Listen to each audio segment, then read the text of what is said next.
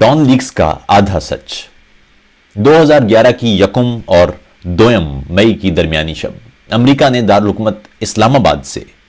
30 میل دور ایبٹ آباد میں ایک مکان پر 2 ہیلی کاپٹروں کے ذریعے امریکی کمانڈوز اتارے اور وہاں دہشت گرد تنظیم القاعدہ کے سربراہ اسامہ بن لادن کو ہلاک کر دیا گیا۔ اس واقعے کے بعد کچھ پاکستانی اسامہ بن لادن کو مجاہد قرار دے کر اس کی غائبانہ نماز جنازہ پڑھنے اور اس کی تصاویر چوم چوم کر اپنا ایمان تازہ کرنے میں مصروف ہو گئے۔ کچھ فرتے جوش میں امریکہ مرد آباد کے نعرے لگا کر، امریکی پرچم جلا کر اس بات پر ماتم کرتے ہوئے دکھائی دیے کہ امریکہ نے پاکستانی سرزمین پر اپنے فوجی کیوں اتارے۔ کچھ اور جوشیلے احباب تھے جنہوں نے یہ تک کہہ دیا کہ ان ہیلی کاپٹروں کو مار گرایا جانا چاہیے تھا، اور یہ کہ امریکہ کی ہمت کیسے ہوئی پاکستان میں گھس کر ایسے عسکری آپریشن کی۔ اس واقعے کے بعد زبردست شور مچا، بہت شور، اور اس شور میں ایک اہم سوال جو چند ایک احباب نے پوچھنے کی کوشش کی بھی کہیں گم ہو گیا، اور وہ سوال تھا کہ صاحب ساری بات ایک طرف، یہ بتائیے کہ دنیا کا نمبر 1 دہشت گرد پاکستان میں رہ کس طرح رہا تھا، یا یہ کیسے ممکن ہے کہ پاکستان کی سب سے بڑی فوجی تربیت گاہ سے چند 100 میٹر دور القاعدہ کا سربراہ کئی برس تک رہتا رہا ہو اور پاکستانی عسکری اداروں یا خفیہ ایجنسیوں کو خبر تک نہ ہو، اور اگر اس سلسلے میں غفلت برتی گئی ہے تو ذمہ داروں کو سزا دی جانا چاہیے۔ اس واقعے کے بعد ایک جوڈیشل کمیشن ترتیب دیا گیا، مگر اس کی رپورٹ کبھی عوام کے سامنے پیش نہ کی گئی، جس سے معلوم ہو کہ اسامہ بن لادن کی ملک میں موجودگی کی ذمہ داری کس پر عائد ہوتی ہے،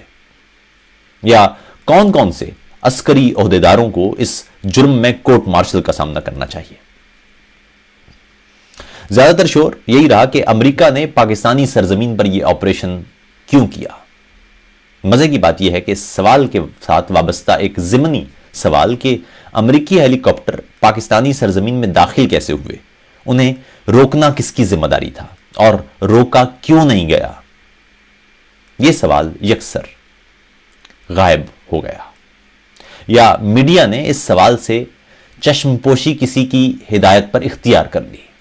تاہم یہ سوال آج بھی اپنی جگہ موجود ہے۔ ڈان لیکس کا معاملہ بھی کچھ اسی قسم کا ہے، اور اسے سمجھنے کے لیے بھی اس معاملے کو ایک بار پھر تفصیل سے دیکھنے کی ضرورت ہے، اور اس کے لیے ڈان کی اس متنازع خبر کا دوبارہ جائزہ لینا ضروری ہے۔ معاملہ یہ ہے کہ بھارتی وزیر اعظم نریندر مودی کی جانب سے پاکستان کو دنیا بھر میں تنہا کرنے کے لیے کوششوں کا اعلان کیا گیا تو نواز شریف حکومت نے دنیا بھر میں اپنے سفارتکاروں کو سرگرم ہو جانے کے لیے کہا، مگر زیادہ تر سفارتکاروں نے حکومت کو بتایا کہ مختلف ممالک کی حکومتیں پاکستان پر دہشت گردی اور عسکریت پسندی کی معاونت کا الزام عائد کر رہی ہیں اور مطالبہ کر رہی ہیں کہ پاکستان اپنی یہ پالیسی ترک کرے۔ سفارتکاروں کی جانب سے یہ پیغامات موصول ہونے کے تناظر میں ایک اعلیٰ سطحی اجلاس میں ملک کی جمہوری اور عسکری قیادت شریک تھی، جہاں حکومت کی جانب سے چند رہنماؤں نے فوج اور ISI سے کہا کہ وہ دہشت گردوں اور کالعدم تنظیموں کی معاونت کا عمل روکے۔ ڈان اخبار کو اس اجلاس کے اندر کی خبر پہنچ گئی جو شائع کر دی گئی۔ اس معاملے کے اصل میں 2 حصے ہیں۔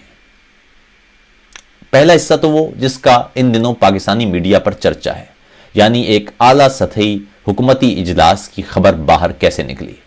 ظاہر ہے اس سوال کا جواب ضرور سامنے آنا چاہیے، اور جو ذمہ دار ہے اسے قانون کے مطابق سزا ملنا چاہیے، مگر اس سوال کا دوسرا حصہ بھی ذہن میں رکھا جائے جو زیادہ ضروری ہے، اور وہ یہ کہ سویلین قیادت کی جانب سے عسکری قیادت سے کیا واقعی یہ شکایت کی گئی تھی،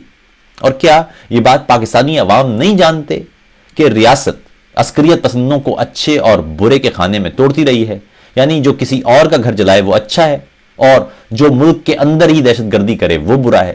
یا کیا ملک میں متعدد کالعدم جماعتوں اور ان کے رہنماؤں کو ریاستی عناصر کی سرپرستی حاصل نہیں رہی۔ یہ بات ذہن نشین رہے کہ اگر سرل میڈا یا ڈان اخبار نے جھوٹی خبر شائع کی ہوتی تو ان کی بچت نہ ہوتی۔ یہ بات بھی ذہن نشین رہے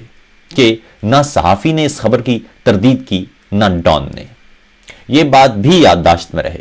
کہ ریاستی بیانیہ یہ ہے کہ ایسی حساس نوعیت کی خبر شائع نہیں کی جانا چاہیے تھی،